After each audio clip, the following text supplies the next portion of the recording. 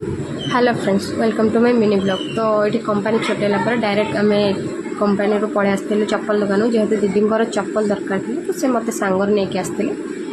तो दीदी ये चप्पल ट्राए करुले मुझे वीडियो करी से चप्पल ट्राए करते तो तांकू यही दुकान टोटाली चप्पल पसंद ही आसलानी। तो आम यही दुकान रू पड़े आसलु आउ गोटे दुकान को।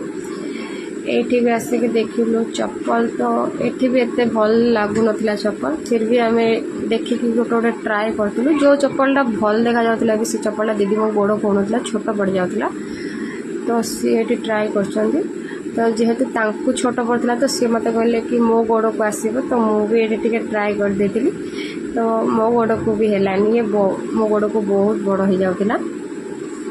तो ये दीदी बहुत चप्पल ट्राए करछंदी, किछि किछि भल लागुतला किछि किछि भल लागु नथिला और जोड़ा भल लागुतला एटा दीदी को छोट पड़ जाउतला। तो मोर तो एमते रे नेबा पई इच्छा ही नथिला तो मु बस फालतू रे टिके ट्राए कर दोतली।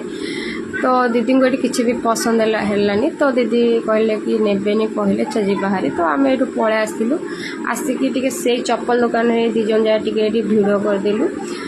तो आसिक देखो दीदी को मन भारी दुख, ये कांदुचंदी दीदी केमती लास्ट टिके खाई देके रूम को पळे आस।